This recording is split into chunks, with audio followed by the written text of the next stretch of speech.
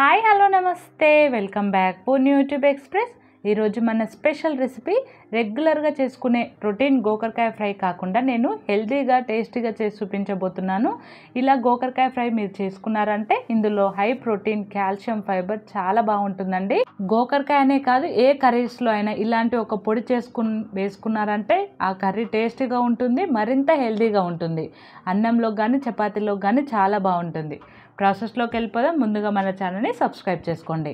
దీనికోసం ఇక్కడ నేను 1/2 kg గోకరకాయలను తీసుకున్నానండి. వీటిని ఒలుచుకొని శుభ్రంగా కడిగి తీసుకోండి.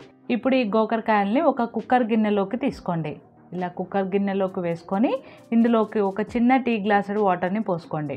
ఇప్పుడు కుక్కర్ మూతను పెట్టుకొని స్టవ్ వెలిగించుకొని స్టవ్ పైన పెట్టుకొని స్టవ్ మీడియం ఫ్లేమ్లో పెట్టుకొని 2 విజిల్స్ రానివ్వండి. 2 విజిల్స్ వస్తే సరిపోతుందండి. మరీ ఎక్కువ పెట్టుకోవద్దు, మరీ మెత్తగా ఉడికిపోతాయి. కాబట్టి 2 విజిల్స్ కరెక్ట్గా సరిపోతుందండి. 2 విజిల్స్ తర్వాత చూడండి, మనకి గోకరకాయ ముక్కలు మంచిగా సాఫ్ట్గా ఉడికిపోయినాయి కదా. ఇప్పుడు వాటిని పక్కకు పెట్టుకొని స్టవ్ వెలిగించుకొని ఒక కడాయి పెట్టుకొని 2 టేబుల్ స్పూన్ల పల్లీలు వేసుకోండి. పల్లీలు ముందుగా వేసుకొని ఫ్రై చేసుకోండి. ఇవి కొంచెం ఇలా లైట్గా ఫ్రై అయిపోయిన తర్వాత ఇందులోకి 1 టీ స్పూన్ శనగపప్పును వేసుకోండి. 1 టీ స్పూన్ శనగపప్పు వేసుకొని అలాగే 2 టీ స్పూన్ల పొట్టు మినపప్పు వేసుకోండి. నార్మల్ మినపప్పు వేసుకోకండి. ఇలా పొట్టు మినపప్పు వేసుకోవడం వల్ల ఇందులో మనకి హై ప్రోటీన్ ఉంటుంది. ఇప్పుడు ఇందులోకి మీ కారాన్ని తగినట్టుగా ఎండుమిర్చి, అలాగే 2 రెబ్బల కరివేపాకు, 1/2 టీ స్పూన్ అంతా జీలకర్రను వేసుకోండి. జీలకర్ర వేసే వీడియో మిస్ అయిపోయింది. అన్నీ లో ఫ్లేమ్లో పెట్టుకొని ఫ్రై చేసుకోండి. అప్పుడే అన్నీ మంచిగా ఫ్రై అయిపోతాయి. మంచిగా ఫ్రై అయితేనే మనకి ఫ్రై టేస్ట్ అనేది బాగుంటుంది.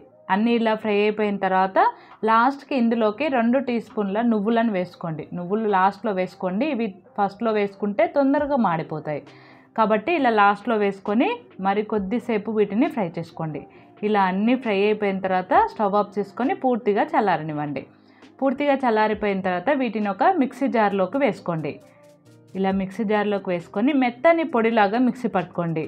స్టవ్ని మధ్య మధ్యలో ఆపుతూ కలుపుకుంటూ మిక్సీ పట్టుకున్నారంటే ఈ విధంగా పొడి పొడిగా వస్తుందండి, లేదంటే ముద్దలాగా వచ్చేస్తుంది. ఇప్పుడు ఈ పొడిని పక్కకు పెట్టుకొని స్టవ్ వెలిగించుకొని కడాయి పెట్టుకొని 1/2 టేబుల్ స్పూన్ ఆయిల్ వేసుకోండి. ఆయిల్ ఎక్కువగా వేయకండి, ఉల్లిగడ్డలు ఫ్రై చేసుకోవడానికి మాత్రమే వేస్తున్నాను ఇక నేను, కాబట్టి 1/2 టేబుల్ స్పూన్ సరిపోతుంది.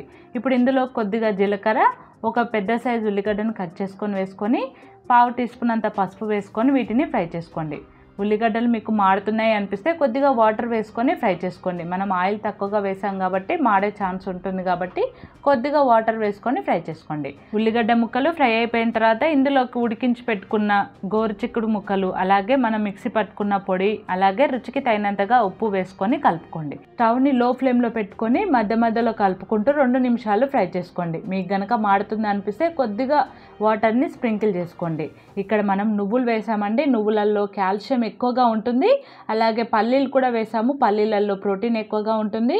పొట్టు మినపప్పులో హై ప్రోటీన్ ఉంటుందండి. కాబట్టి ఏ కూరలు చేసినా, ఫ్రైలు చేసినా ఇలాంటి పొడులు చేసి వేసుకున్నారంటే టేస్ట్ బాగుంటుంది, హెల్త్కి చాలా మంచిది, అలాగే పిల్లలకు తెలియకుండానే వాళ్ళు తినేస్తారు. ఈ రోజులలో ఎంత హెల్తీ ఫుడ్ తింటే అంత మంచిదండి. కాబట్టి రొటీన్గా కాకుండా ఇలా డిఫరెంట్గా హెల్తీగా తయారు చేసి పెట్టండి, చాలా మంచిది. చూడండి, ఇక 2 నిమిషాల తర్వాత స్టవ్ ఆఫ్ చేసుకున్నామంటే మన గోకరకాయ ఫ్రై రెడీ అయిపోయింది. సింపుల్ ప్రాసెస్ ఇది, పెద్ద కష్టమేమి కాదు. కాబట్టి రొటీన్గా కాకుండా ఇలా చేసి అన్నంలో కానీ చపాతీలో కానీ తినండి, చాలా బాగుంటుంది. మరి ఈ వీడియో నచ్చిందా? నచ్చితే లైక్ చేయండి, షేర్ చేయండి.